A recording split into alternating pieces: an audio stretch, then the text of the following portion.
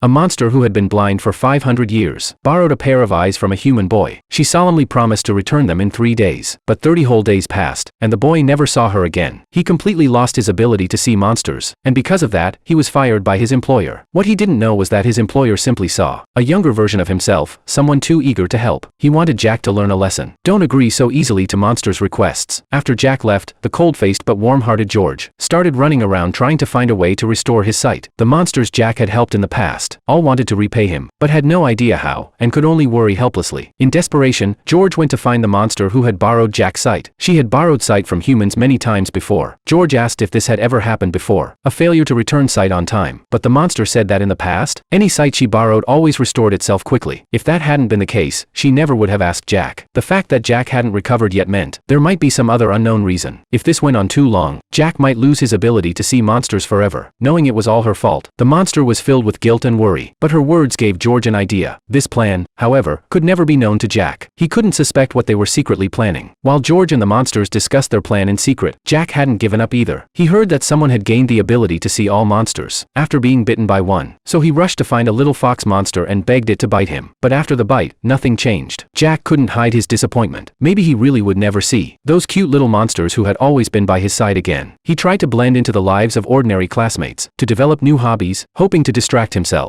But the moment he stopped moving, his mind would fill with thoughts of the monsters who had always been there, and of George, who had been disappearing for days. What was he busy with? Was he in danger? After much thought, Jack decided to go to the shrine and seek help from the monsters he had once saved. But on the way there, he suddenly felt something brush past him. Then a strange gust of wind made his heart tighten. The once lively shrine was now completely empty. The only thing left was a crest for the monster hut on the wall. So George really had been here. Jack stepped closer to examine it, and behind him, the door slammed shut on its own.